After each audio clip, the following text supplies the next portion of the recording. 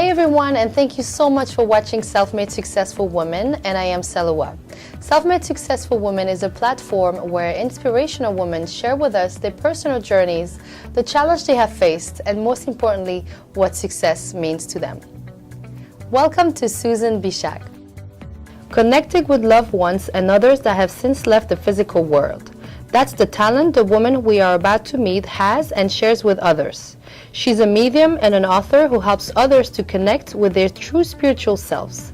It's a connection that most of us at times never realize it's actually affecting our day-to-day lives. Some would even call her a miracle worker of sorts, who guides people towards a path of healing, and she joins us here today.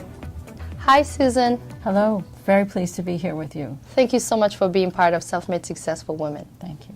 So can you tell us a little bit more about you?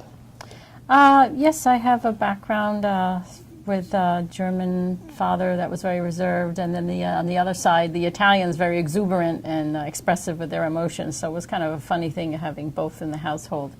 But then years later, I learned that Italian side, my grandmother was very talented as a medium, but she would not tell me, and her sister also. It seemed to be something that was passed down, but she waited for me to decide to develop that and find my teachers. I thought it was very interesting. Wow. That she didn't get involved. She wanted to know that I just developed naturally. Naturally. And so that led you to what you do today. Can you tell us more? That led me to what I do today, which is I've been teaching mediumship for a long time, very informally.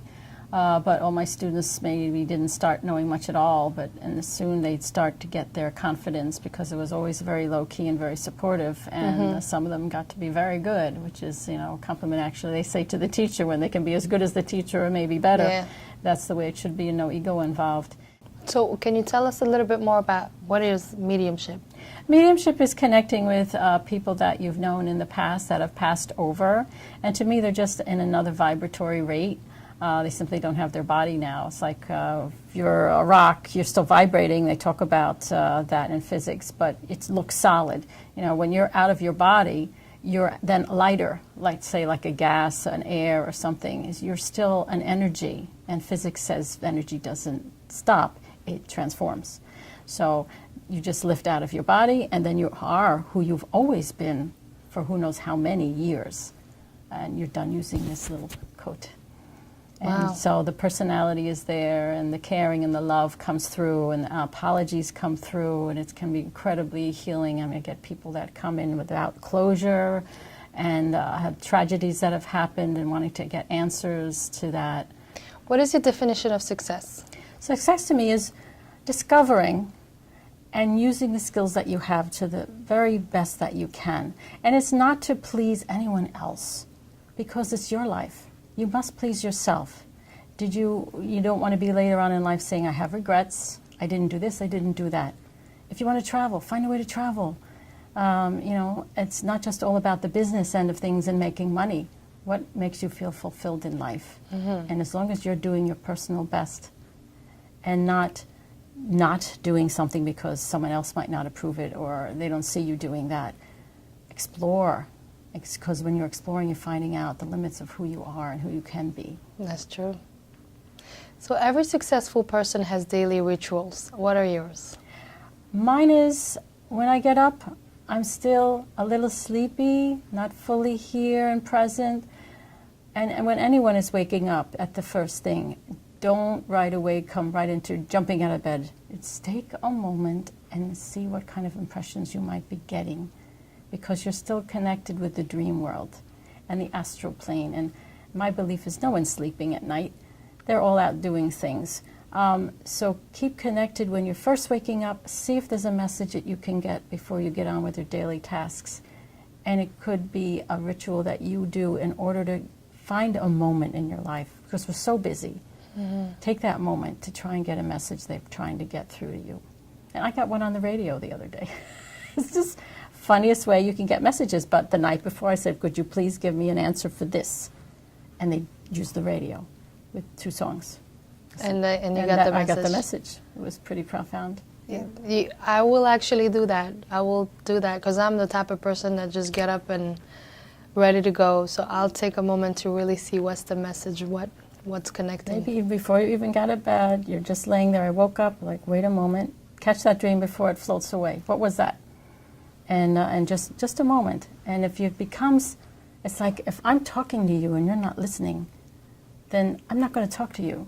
But if I can see you're trying to hear me, I will come more to you and try and speak to you and communicate. And that's what I'm saying. So just try to make it a habit and open the door to that possibility. That is such a great idea. It can happen for everyone. Yeah. Thank you. What was your biggest challenge and how did you overcome it? My biggest challenge began reading, it became to my mind, reading Louise Hay's book, You Can Heal Your Life. I have a lot of background in healing modalities, and I tapped into the Eastern philosophy, which she introduced in that book, which is your emotions have a lot to do with how you are feeling physically, and it impacts you physically. So with that information, I'm saying, wow, is there anybody I need to forgive? Because it was about forgiveness, and she had a little ritual to forgive. I go, yes, it's that first boyfriend, that first big rejection that I had so much time having to deal with. And it hung on there, always in the background. The song would come on the radio, like I mentioned. I thought, oh, that's it again. And it would always be a little pain. And then I realized, but it's connected with my dad, which is why that first boyfriend was so important. That reserved father. So I was looking for emotional support from that first boyfriend. So I had a lot to learn about how to get through that and get closure, come to terms with the emotions, express the emotions. And it all came about in my book, which some people have read in one sitting. 3 people have said they've read in one sitting. So I'm trying to get people to think. I'm definitely not a worst-case scenario, but that makes me a lot more easy for people to see themselves as me in these situations, and how does that relate to their life? What can I do to change that? That all these things that you're carrying on that are negative are burdens, and they limit you. And once I got through that, oh, now I am 2 years later singing guitar at open mics, and I have a book, and all these things are opening up for me because I had to get rid of all that. That weight. There was weight. It was holding me back. I had no idea. How long did it hold you back? It was always in the background since I was little, with my father, and then the boyfriend was like, 17. And it just hung there, and I didn't realize it was something that needed to be addressed, and I did it head on. I was like, this is it, because I got an email from him 30 years after we graduated apologizing. That opened the door, and it was quite amazing. All that needed to be said came pouring out that I needed him to hear. Wow. And slowly I understood how I could come to terms with it and heal myself. In the preface of the book, I point out, if something happens to you and you're 4 years old, you deal with the knowledge you have when you're 4. That's all you have. If you're looking back at it now as an adult, you would handle it completely differently. Yeah. But you didn't know better. So people have to stop beating themselves up about, I could have done it better. No, probably not. That's why you handled it the way you did. You didn't know better. You were only 14, 16, whatever. You could only deal with what you have at the time. And move on and accept that that's the reality. And it makes you the person you are today. It's a good point. People forget that they were not where they are today, back then. So they can forgive themselves. What piece of advice would you give younger women? Anything that you could investigate that you need to come to terms with, and not keep pushing it in the background like I did for years and saying, no, I don't want to look at that. No, I don't want to think about that. No, no, no, no. It kept coming up for a reason. It had to be resolved. So take a look at your life and what can you clear out, and you can be so much lighter and happier and joyful without the burden. Good. Forgiveness is huge. So when you say the weight, you're talking about forgiving people, or it is something else? Forgiving people and forgiving yourself. It's very important. And relationships teach us an awful lot in life. And there's a belief I was challenged with when writing the book and coming to terms with, let's say you actually agreed to have the parents that you have in order to learn what you needed to learn. And what if the person that hurt you the most in life was your greatest teacher? I ended up thanking that person. I never thought I would. I thanked that person. And then I could let it go. Do you have a quote or mantra that you live by? Yes, and it's pretty simple. It's the Nike logo. Just do it. Don't hold back. Don't say, I can't do this. I might not be able to do that. Try it. Push yourself past your fears, because your fears keep you in a box. And in your box, you start being stifled. At some point in life, you say, I'm not having enough joy in my life, because you left yourself in the box.